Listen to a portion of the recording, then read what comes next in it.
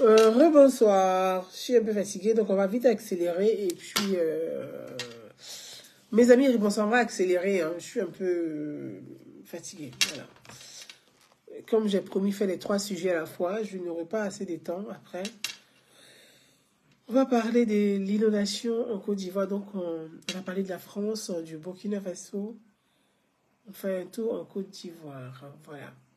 Attendez un instant. On va partir du côté d'Abidjan. Tout d'abord, je vais vraiment m'incliner. M'incliner pour tous ces disparus, toutes ces personnes qui ont péri dans cette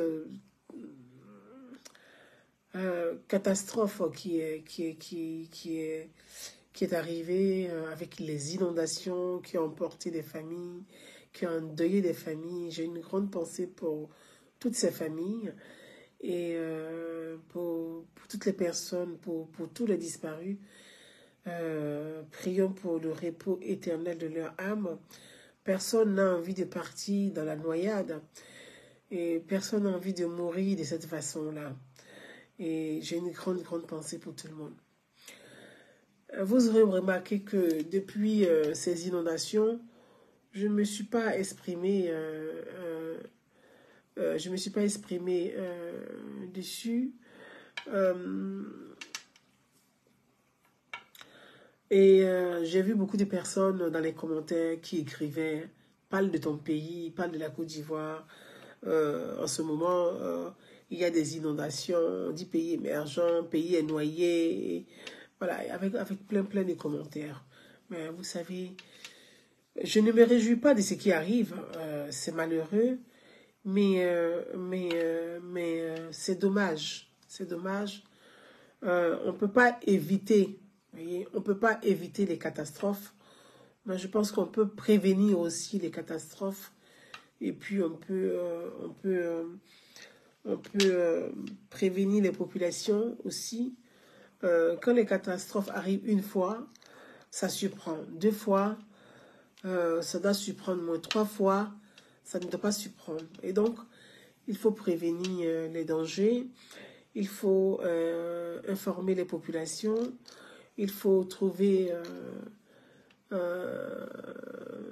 des solutions pour limiter les dégâts. Mais on peut pas prévenir, malheureusement. On peut pas, je vais dire, c'est des catastrophes, mais on peut éviter, on peut limiter les dégâts. Et donc,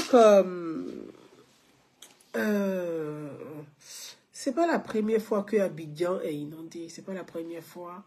Et ce qui est malheureux, c'est que c'est de façon récurrente. Donc, en cela, moi, je veux appeler quand même à la responsabilité de l'État, hein, parce que j'ai entendu beaucoup de personnes dire des choses. Oui, c'est de l'incivisme des populations. Moi, je ne pense pas que des catastrophes à un tel niveau soient de l'incivisme des populations. Non, c'est pas vrai. Et surtout que ces populations sont éprouvées, ils sont fatigués, ils sont épuisés, ils font face à quelque chose qui les dépasse, auquel ils n'ont pas de réponse et ils n'ont pas de solution. Donc, faut pas accabler les populations d'être responsables de ce qui leur arrive. Ils ne sont pas responsables puisqu'ils ne sont pas aux manettes. Donc, je pense que c'est aussi de la responsabilité de l'État de prévenir les choses. C'est aussi de la responsabilité des élus locaux de prévenir, de prévoir. Parce que c'est ça aussi, il faut prévoir les choses. Parce que surtout que ce n'est pas la première fois que de telles choses arrivent. Et là, pour cette fois-ci, c'est de trop. Des gens m'ont dit, parler d'inondation. Je pense que il y a aussi le plan d'urbanisation, certainement qu'il faut revoir, le plan d'urbanisation.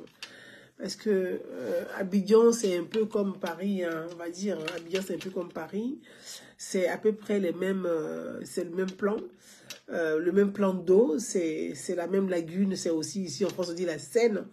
C'est Paris.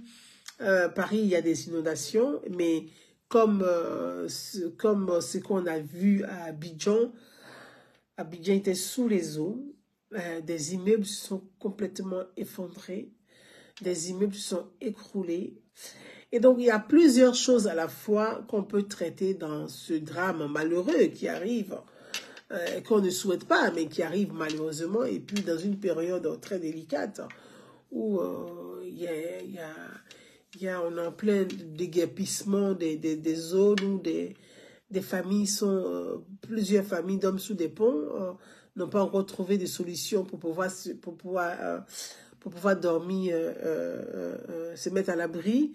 Donc, ces familles aujourd'hui se retrouvent où il y a plein de choses derrière. C'est pour ça que je n'ai pas vraiment voulu parler de ce sujet-là. J'attendais de voir.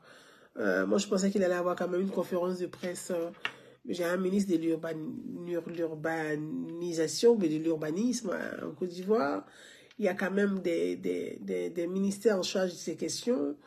J'attendais qu'il puisse s'exprimer.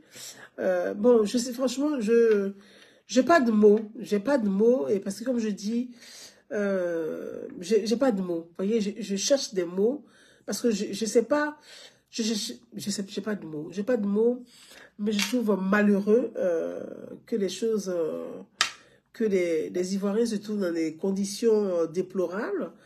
Et puis tu te dis, t'es impuissant, tu peux rien faire pour eux. Tu peux rien faire, et c'est ça qui m'attriste encore plus. Tu peux rien faire pour eux, quoi. Tu peux pas leur apporter un secours, tu peux pas leur apporter de l'aide, et tu sais pas quoi faire finalement. La vie est tellement politisée de façon archaïque que parfois tu te dis bon, ok, tu laisses tu regardes et puis tu dis rien. Bref. Voyez, moi je veux une fois c'est juste une fois à Abidjan. Pour ceux qui, moi je connais, je peux vous indiquer, hein, enfin essayer d'indiquer, pour ceux qui connaissent, ils me diront où ça se trouve. Quand vous prenez, il y a un passage qui vous, quand vous allez, je sais pas si elle arrivera, elle arrivera. Il y a un passage, vous passez vers, après l'hôtel Ivoire, vous prenez la route pour aller vers la Riviera Golf. Il y a une partie en bordure de Seine, je ne sais pas si on appelle ça Beverly Hills, quelque chose comme ça, où il y a des grosses villas. Pour ceux qui connaissent bien Abidjan, hein, il y a des grosses villas comme ça, qui sont en bordure de Seine. Et donc, la Seine, là, c'est entre un bordure de Seine qui longe le bordure de Seine. C'est à Cocody, Riviera, Golf ou quelque chose comme ça. Et donc, c'est des grosses villas hein, qui sont en bordure de Seine. Mais vous avez je dirais, c'est comme des villas américaines, là, hein, des duplex, mais en bordure de Seine. Et puis, j'étais avec le chauffeur. Et je vois, il y a des canalisations. Tu vois, il y a un gros canal comme ça. Et ce canal, ça quitte jusqu'à à Bobo Dokui, Angré, à Bobo Dokui, et qui continue. Vous voyez, il y a un gros canal qui fait William Civil, qui traverse toute cette zone-là, et normalement qui doit diriger l'eau. L'eau doit chuter pour tomber dans la Seine de l'autre côté des villas. Mais malheureusement, cette zone-là, les villas des riches sont là-bas. Donc ça veut dire, je donne un exemple. Et donc je me suis arrêtée, puis je dis, mais attendez, mais le jour qu'il y a des fortes pluies à Abidjan, mais Abidjan sera sous les eaux. Et puis, j'étais avec le chauffeur, et puis avec des amis, ils se disent, mais pourquoi tu dis ça? Et je dis, il faut garer. Et puis le chauffeur, il a garé. Je dis, vous regardez là, c'est grave ça. Est-ce que je disais ça? Et je vous parle il y a 3 ans, 4 ans de cela. Je dis, mais c'est très grave ça. Vous avez les canalisations, dit que l'évacuation, que quand il pleut, il y a des fortes pluies, l'eau doit être évacuée pour aller tomber dans la Seine, dans la lagune. Mais là où l'eau doit aller tomber dans la lagune, mais ça a été barricadé complètement. On a construit des villas en face, des grosses villas. Parce que ces villas, ce sont des villas quand même de 100 millions, de 150 millions, de 200 millions. Donc, ce n'est pas des villas de pauvres. Et on a construit des villas là. Et j'ai dit, mais Le jour qu'il y a des fortes pluies à Abidjan, mais Abidjan sera sous les eaux. Parce qu'on a bouché là. C'est ce qui doit évacuer l'eau pour que l'eau puisse tomber dans la Seine. Et que l'eau puisse continuer. Ahmed, il me dit la seule intellectuelle des Djoula. Et attention, il y a des intellectuels là-bas, hein, tu parles de quoi? Donc, soyons sérieux. Voyez, ce coin-là, je pense que pour les déguerpissements, il faut déguerpir ce coin-là, qui est en bordure des Seines là.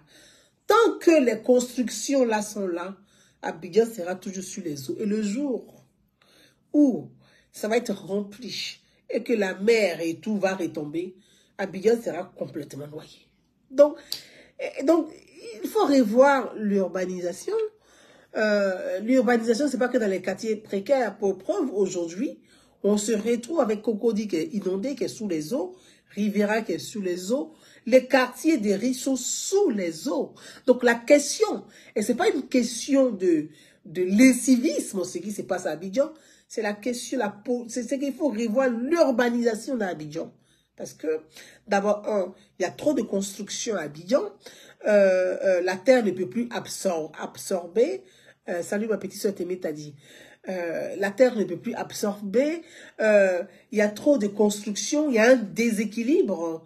Parce que vous voyez, quand il y a trop de construction, la terre là, c'est ce qu'on appelle, les gens disent réchauffement climatique, non, ça s'appelle déséquilibre. Un déséquilibre, la terre elle est déséquilibrée. Donc, il faut revoir tout ça, hein, parce que demain, avec les guerres climatiques, parce que moi, là, je parle de guerre climatique, hein. Moi, je ne parle pas de réchauffement, parce que les guerres que nous allons vivre, seront sur toutes les formes. Ça va être ce n'est plus les guerres au sol ou les guerres où on se dit non, il y aura des guerres climatiques. Il y a aussi le dérèglement climatique, mais il y aura des guerres climatiques, attention. Donc, il faut revoir tout ça. Il faut dégager, parce que je vous dis, les zones là, parce que je le répète, je le redis, pour ceux qui connaissent, vous irez, je demande même à ceux qui sont du côté d'Abidjan, allez filmer la zone là et vous allez voir de quoi je parle. Des grosses maisons qui sont construites en bordure des mers de ce côté-là, de Seine, de lagune. Moi, je dis Seine, hein, pardonnez, parce que c'est la Seine en France. Donc, quand je dis Seine, je parle de la lagune. Et bien évidemment, ces maisons qui sont là empêchent l'eau de circuler. Donc, voyez, quand il pleut, il faut que l'eau puisse... il y a des canalisations, hein, qui sont là, qui sont larges comme ça, qui sont faites pour que l'eau puisse être évacuée pour tomber dans la lagune. Mais arriver au bout, ça dit que du côté de Cocody de ces maisons-là, si on ne casse pas, si on ne dégage pas, l'eau ne peut pas passer pour aller dans la Seine. Ça va aller où? Donc, l'eau est obligée de revenir, de s'entasser, de monter et de trouver des issues. Parce que l'eau, il faut que l'eau circule. Donc, l'eau va circuler et ça va inonder des maisons, des villes, des administrations. Et on sera... Mais attendez, on n'a même pas un sous-sol où on dit qu'on a un sous-sol où on va cacher tout ce qui est au niveau... Imaginez que le plateau est sous l'eau. Vous allez faire comment? Le jour que le plateau est sous l'eau, là, on fait comment? Mais c'est fichu. Parce que c'est l'administration qui est au plateau. C'est l'administration qui est au plateau. Donc, on fait comment? Parce qu'on n'a pas de sous-sol ici, hein, pour dire que oui, tout est en sous-sol. Le jour que le plateau est sous l'eau, là, mais c'est toute la Côte d'Ivoire qui est dans l'eau. Donc, il faut repenser ça. C'est pour ça que je parle, parce que l'idée de dire, ah, c'est les civismes des populations. Je pense qu'il faut être aux côtés des populations. Il faut soulager les populations qui sont éprouvées. Parce que quand tu es inondé, là, moi, je sais ce que c'est que l'inondation.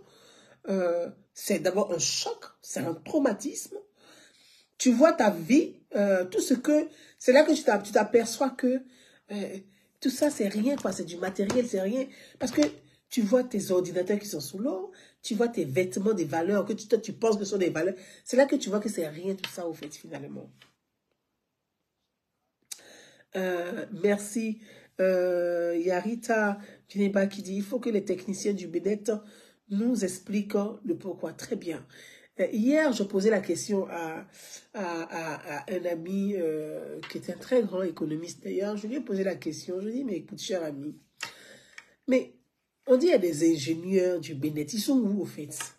Parce que vous savez, c'est là aussi, il faut pointer du doigt sur la corruption et sur ces faux diplômes qui font du tort à la Côte d'Ivoire et aux États africains et aux pays africains. La vie, c'est-à-dire quand on te parle de la construction, ce sont les fondamentaux, c'est la construction, c'est comme une construction, une maison. Si la maison que vous construisez là, si d'abord les fondamentaux ne sont pas solides, la maison va s'écrouler. Donc on a des instruments, on dit le BNET. Donc logiquement on doit avoir des grands ingénieurs. Mais si quelqu'un allait payer diplôme pour avoir le diplôme, vous pensez qu'il va produire quoi de bon comme travail, même comme expérience, mais comme intellectuel, même pour dire comme compétence. Donc, il faut lutter efficacement, il n'y a pas ici, mais ouais. Il faut lutter efficacement contre la corruption et les faux diplômes. Aujourd'hui, vous voyez, j'ai vu les gens qui m'écrivent, oui, mais Gouza, il paraît que tu as un frère ou tu as une soeur, je ne sais pas ou quoi. J'ai un frère qui serait à l'ENA. Moi, je claque derrière, je dis, mais moi, j'ai quel frère qui est à l'ENA? Moi, je ne savais pas qu'en Côte d'Ivoire, les gens payaient pour rentrer à l'ENA. C'est impressionnant, ça, quand même. C'est-à-dire, il y a des gens qui n'ont aucun niveau qui rentrent à l'ENA. Et bon, c'est quand même grave, tout ça. C'est quand même grave, tout ça. Qui rentrent à l'ENA, c'est quand même grave, tout ça. C'est grave. Donc, moi, quand je m'assois, souvent, je me dis, mais bon. Et ça, c'est le problème. C'est pas que lié à la Côte d'Ivoire, mais dans les États africains. Il faut que les gens qui soient compétents, vraiment, qui ont la compétence réelle, qui ont la formation réelle, soient à des postes de responsabilité. Chacun à son humble niveau a quelque chose à apporter dans la construction d'une nation forte. Donnons la possibilité à chacun de prouver son art. Mais si moi, j'ai un beau marché, et que ce marché, je vais donner à mon frère, sachant que mon frère n'a pas la compétence, il n'aime pas la compétence. Quelqu'un qui comprend, quelqu'un qui n'a pas la compétence, tu penses que tu vas faire quoi? Tu vas rien faire de bon. Il faut... Merci, il faut avoir la culture de l'excellence. Et ça, c'est important. Il faut avoir la culture de l'excellence et non la culture de la complaisance. Moi, je l'ai toujours dit. Vous voyez, aujourd'hui, on est face à ces réalités-là. Et puis, il faut que... moi, la politique des communes, je ne la comprends pas. Je vous dis sincèrement, je ne la comprends pas. Et voyez tout ce qu'on vit aujourd'hui, et je vais dire... C'est pour ça que, pour ceux qui se rappellent, quand il y a des élections locales, je dis, les élections locales ne sont pas des élections politiques. Ce sont des élections, ça parle de votre vie au quotidien. Ça parle de votre vie au quotidien. Tous les jours pendant 5 ans. Donc quand vous partez voter là, mais lisez au moins le programme pour ceux pour lesquels vous votez. C'est que c'est le b.a.-ba quand même, voyons. Donc, quelle est la politique de la commune d'un maire? Il y a des choses quand même, on ne peut pas tout attendre de l'État. Le maire doit jouer sa partition. Ensuite, l'État joue sa partition. Ensuite, les citoyens jouent leur partition. Mais c'est que, j'arrive pas à comprendre ça, moi, j'arrive pas. Normalement, quand la météo prévoit ce genre de choses, moi, je pense quand même que les maires, quand même, les mairies, quand même, devaient être en capacité de mettre les populations à l'abri. En fait, enfin, peut-être que moi, je vis en Europe. Souvent, on me dit, ah, tu vis en Europe, tu sais, ici, là, c'est pas pareil. Bon, effectivement, mais c'est dommage que ça ne soit pas pareil. Parce qu'on a les mêmes institutions, donc je n'arrive pas à comprendre que ça ne soit pas pareil. Parce que moi, maire d'une commune, je sais qu'il y a les intempéries, je sais qu'il y a de telles situations. Déjà, même une mairie même doit avoir un centre déjà. Vous voyez, ce sont des choses simples. Il y a un centre, des salles de mairie, il y a un centre comment on appelle ça, comme des baskets qui n'est pas ouvert. Parce que Ça permet, et puis dans des zones où on sait qu'on les construit là, on sait qu'en cas de temps, ici, en cas de pluie, on peut protéger les populations. Aujourd'hui, regardez Abidjan, c'est que c'est chaque famille est livrée à lui-même. Mais c'est impressionnant. Moi, quand je vois les vidéos, je me dis, mais waouh, waouh. C'est impressionnant, en fait. C'est impressionnant. Et je veux quand même dire bravo aux pompiers, parce qu'il faut le souligner. Il faut dire bravo aux pompiers qui sont vraiment à pied d'œuvre pour accompagner les populations au quotidien. Vraiment, chapeau à eux, bravo à eux. Ils ne peuvent pas tout faire.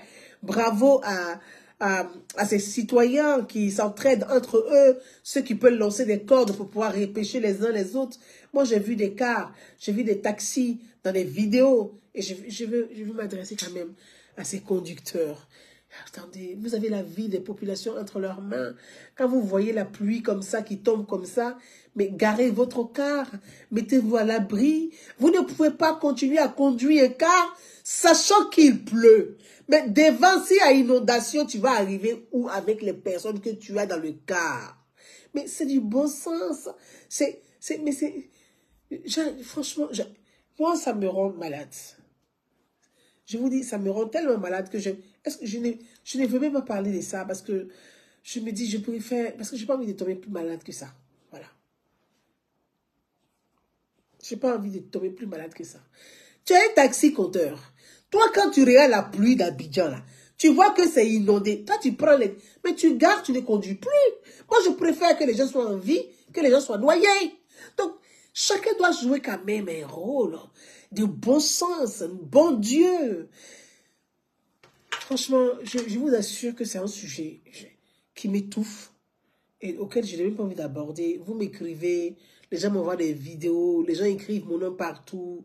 De toute façon, à ce moment, c'est très bien. Je suis très contente même d'ailleurs que certains m'insultent sur la toile concernant le Burkina Faso et écrivent mon nom un peu partout concernant le problème de l'inondation, que je ne parle pas de la Côte d'Ivoire. Pourquoi je ne parle pas? Je suis un peu fatiguée, en fait. Vous voyez, c'est... quand à un moment donné, tu te tais puis tu observes. Parce que, voilà. Et donc, je suis dans...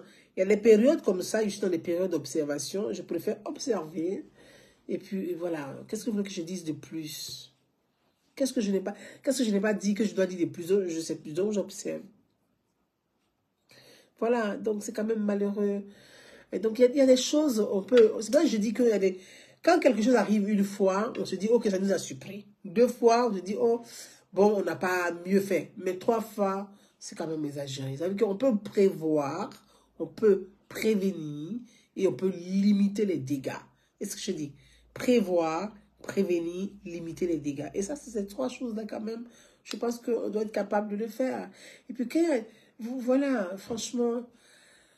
on espère qu'il y aura moins de morts que ça. Et comme je l'ai dit, il faut que les grands quartiers comme Cocody, où les gens construisent des grosses maisons là, il faut arrêter ça.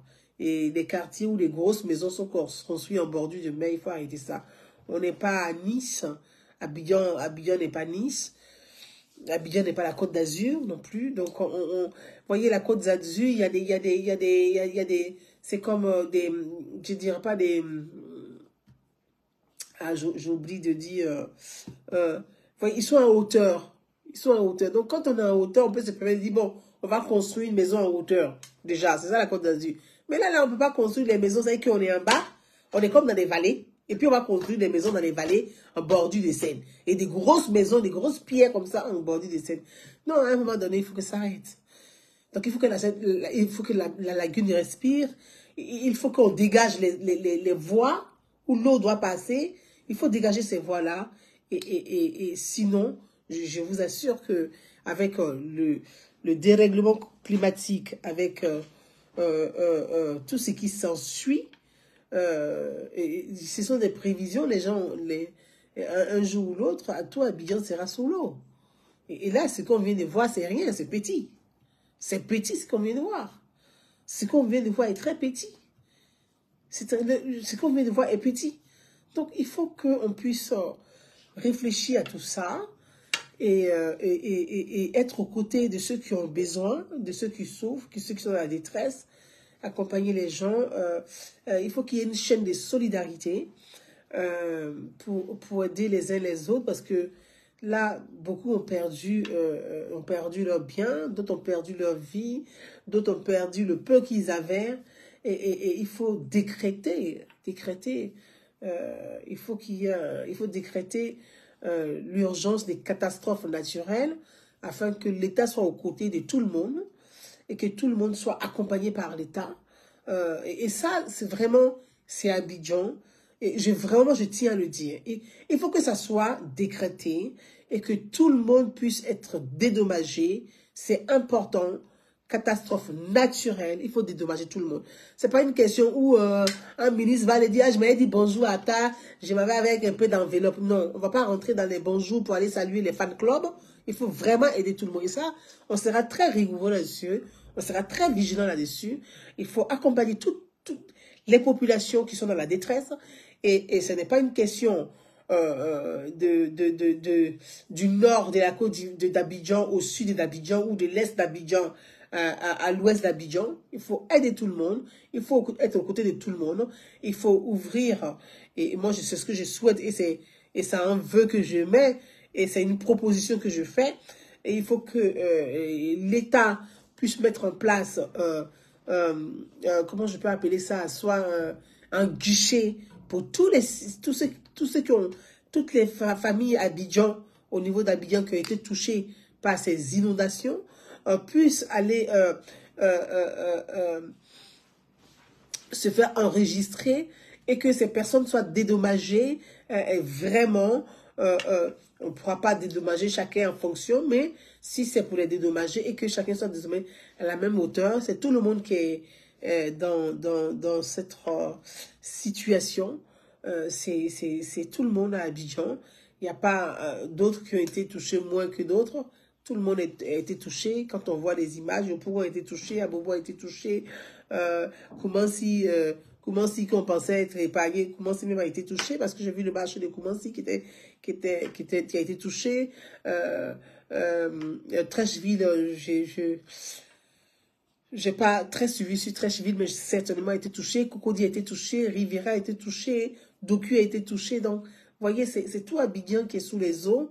Et il faut accompagner les familles, il faut les aider, il faut les épauler. C'est tout ce que moi je peux dire. Vraiment.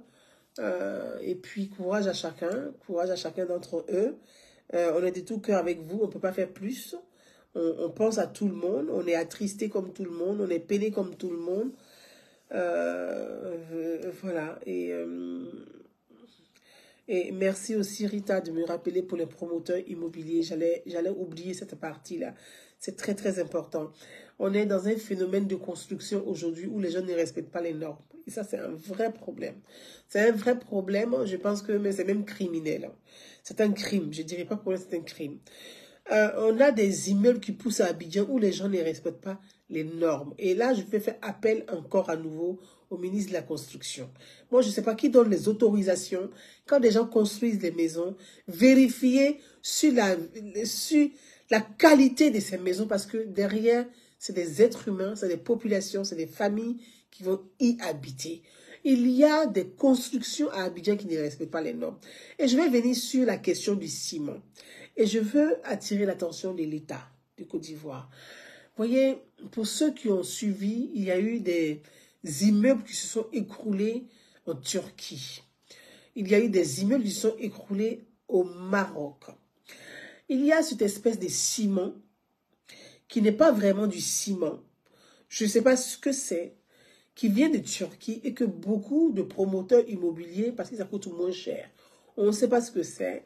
C'est pas vraiment du ciment. Ils rajoutent, c'est du sable. Ils rajoutent des produits là-dedans pour faire comme si c'était du ciment. Et ça a causé beaucoup de morts à beaucoup de personnes. Pour ceux qui se rappellent, des immeubles où des gens étaient en train de donner des immeubles qui s'écroulaient, qui s'effondraient comme ça en Turquie. Et la communauté internationale même, des organisations internationales ont attiré l'attention depuis très longtemps sur ce ciment-là.